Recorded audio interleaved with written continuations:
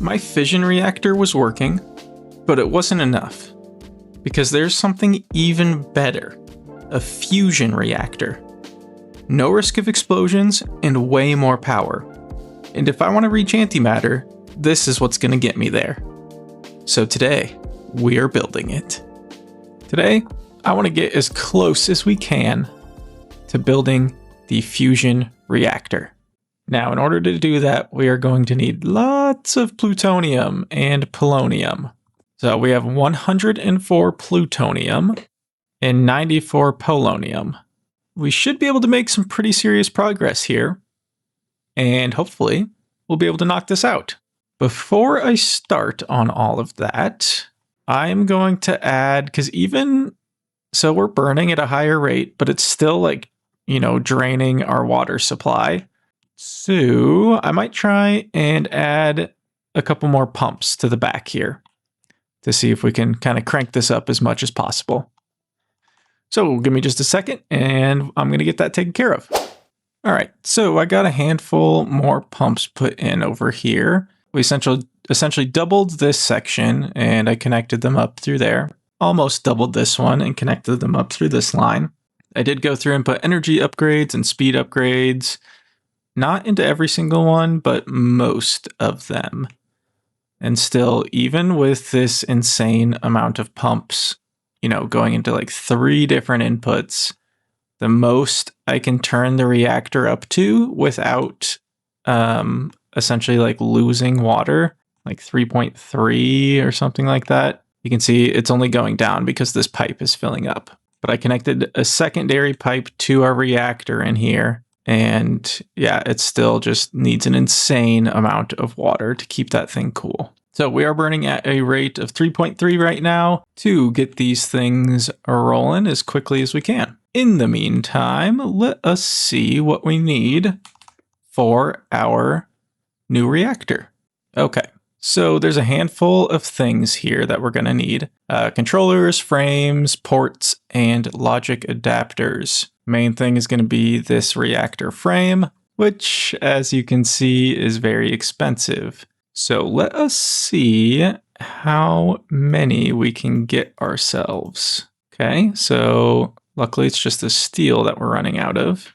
So it looks like we'll need to make some more of that. So I'm going to drop down the miner thing, digital miner, and then gather up some more steel and we'll craft up everything we need, or at least everything we can. So I've gone ahead and I've gathered a handful of things in this chest for us here. We have our reactor frames, the ports, controllers, all that. Then we have glass and the laser focus matrix.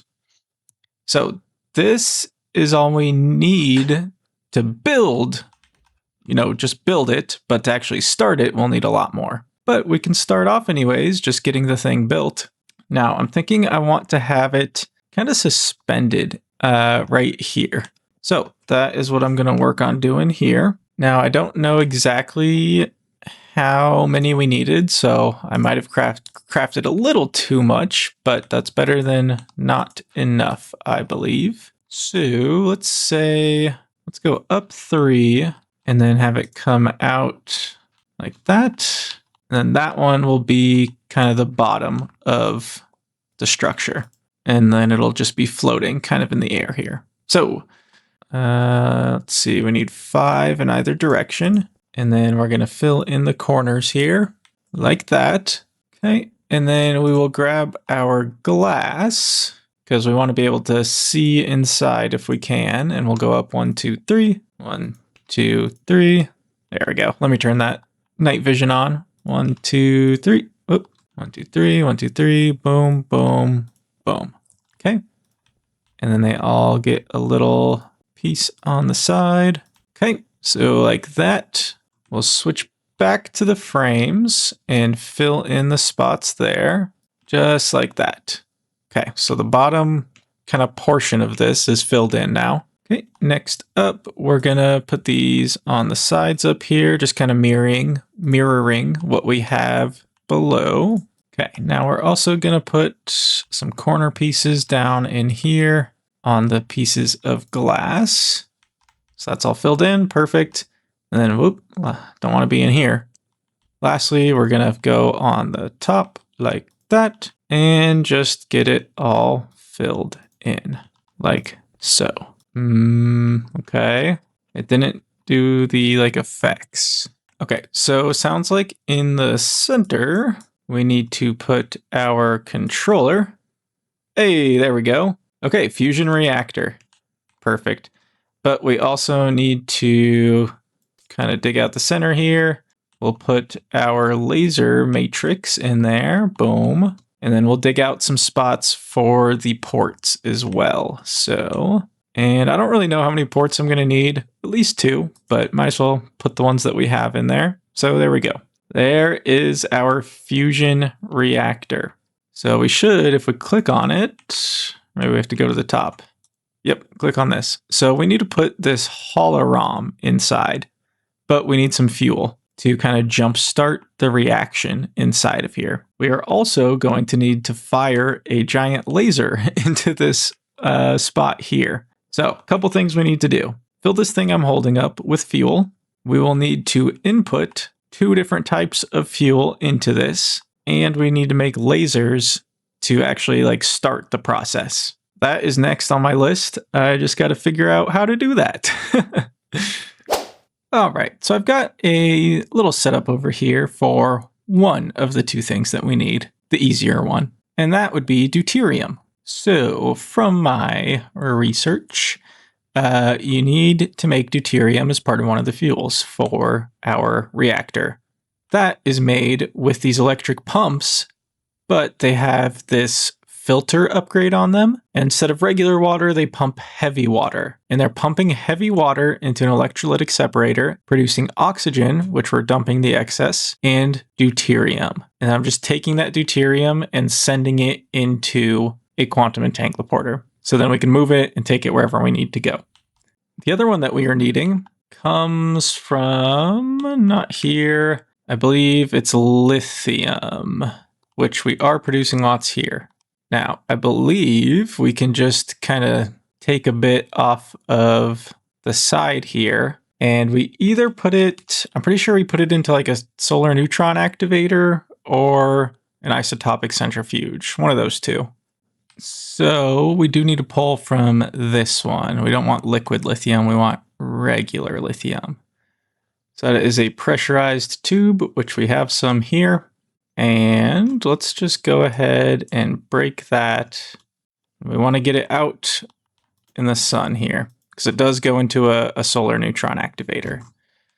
So if we just build ourselves a little platform like so. So we'll have energy around the back here, and we'll say 1 there, 1 there, and then energy will come across. Do they need to be plugged in at the bottom? Oh, yep. Do they even need to be plugged in? I guess it's solar powered, so maybe we don't even need to plug it in. So maybe we can actually just drop this down underneath here. Okay, and it is working. So it's making tritium for us. Now we are going to want to take this tritium and we're going to put it into another quantum entangloporter. So we'll make a new line. Tritium. This should be going in there. Now it is filling with tritium. Now this will only work during the day, so hopefully we'll be able to store some up in here. But essentially we're going to take 2 of these, put them on either side of our reactor, and then after that we'll be able to pump in either fuel that we're needing. And lastly, we do need a 3rd type of fuel, which is a combination of the 2 we just made.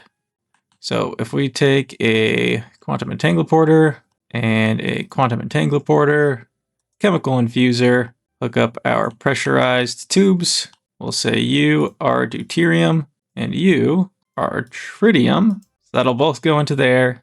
Then we just need to give it a little bit of power. And we can steal some power from right here. There we go. And that is going to make us the DT fuel. And boop, there we go. The holorom is charged. Now we can just use DT fuel if we want, and just put one type of fuel into the reactor. Put one type of fuel into the reactor instead of two, but I don't think that's what I want to do. So we'll let that charge up a little bit, but I mean, ultimately we don't need all of that. So that'll be there if we want to come back and if we need some more ever. Otherwise, we'll take these with us. And we have our hologram, which is good. That'll jumpstart the process. Lastly, we need some lasers. Okay, so we're going to go ahead and craft up the laser that we need. So there we go, one laser. And then we also need a laser amplifier. So we'll need a couple things here. Boom, boom. Craft up an energy cube and then the amplifier. Perfect. Now, I think that we can take our laser amplifier. Okay, perfect. We want that red face directly facing that. And we're going to turn the redstone to normal, I guess, for now, because we have to charge it up. And then we'll take our laser and let's just put it a block backwards. Nope. Okay, so we'll be set up like this. Now, all we need to do is put power into this laser, and it's going to shoot into here, which will store up the energy. We'll be able to turn it on once it has enough energy built up with the hologram in here. So I'll put that in there now so we don't forget. And then that'll jumpstart the process, I think. While we are here, we can put together our fuels, and we'll get our pressurized tubes going here.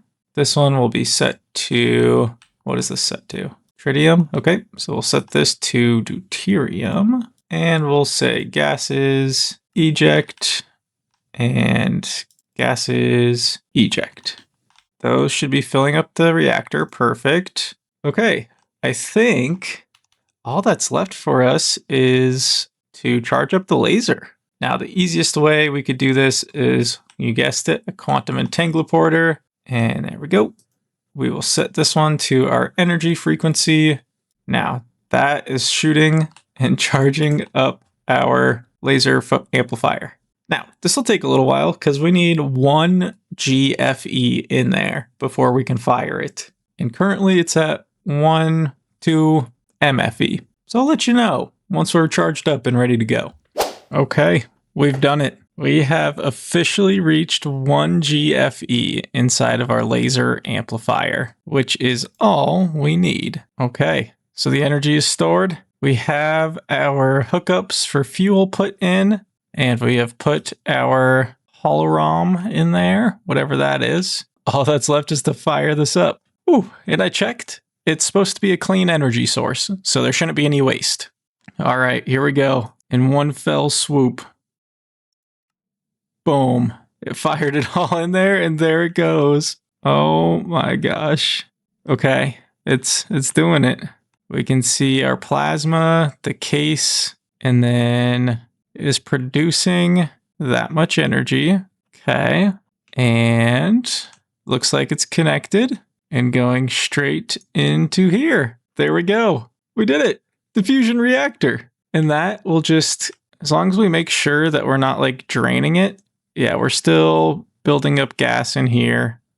That's still full. So we could like turn this up even further if we wanted to. We don't necessarily need to right now, but if our power demands ever need, we can always just crank it up and it'll produce even more fuel. But look at that. And it's just like climbing too with how much input it's getting. So we did it. End game energy. And the animation inside is so cool. It's like the two different colored gases like mixing together. So we have all that. Up in this section, I believe, is where we're going to put the SPS chamber. And we'll do something similar where it's kind of floating. I think that looks pretty sweet. But that is pretty awesome.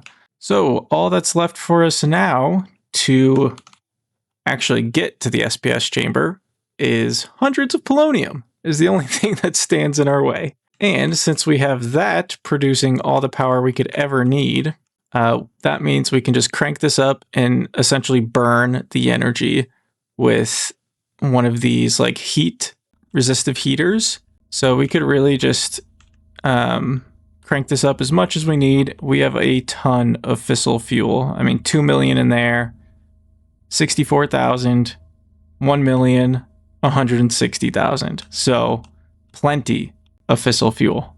And we ended up making way too much of the casing for that. So we did use a lot of our polonium supply. So we have 20 pellets. And for plutonium, we have 122. So we're doing better on those. I also saw a comment on the last video of a way that we can get better like water supply. And that's through a different mod. So I'm going to look into that and see if we can just crank this up to the maximum. So if we could, that would be awesome. Okay, so I have got 2 more ideas here. One will probably definitely work, and the other will probably work. So first idea, we've been having issues, getting enough water in here when we turn up the burn rate. So we haven't had it very high. But I was noticing that this has a lot of water in it. So what if we were to just take more outputs, and can we get up here and just connect them directly in? So let's see if that made a difference. We'll activate and we'll see if this is filling up. Yep, it's full of water. That's still full of water. So this is honestly probably making a lot more water than we previously realized. And we'll actually just bring this one down and connect into there. So with this, there's so many inputs. With this, we should, let's go to 5, be able to crank it up, and we shouldn't be emptying any of our water. This is looking promising. What if we go to 10? Okay, we're still good. Oh. Okay, this water is just balancing out right now at 10.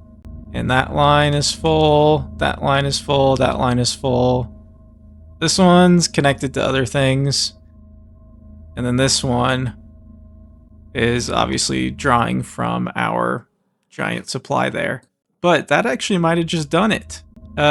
For a little extra security, I did go ahead and install the Cooking for Blockheads mod, which comes with the sink.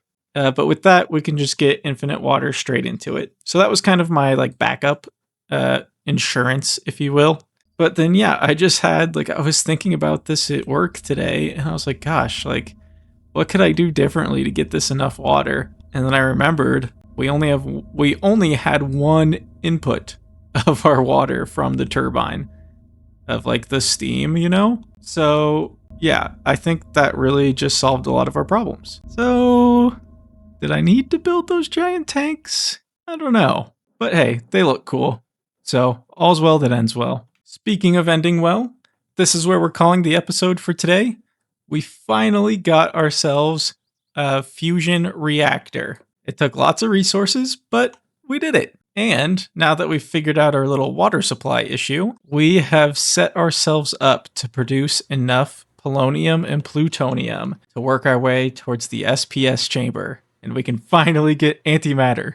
But once again, I want to thank you guys so much for watching. I really appreciate all the views the videos have been getting lately and comments, and it's just so exciting to see that people are actually watching what I'm doing here and enjoying it. So thank you so much. But as usual, if you liked this video, don't forget to like, and if you want to see more, don't forget to subscribe. Other than that, we'll see you next time, where we'll start on the SPS chamber. Bye.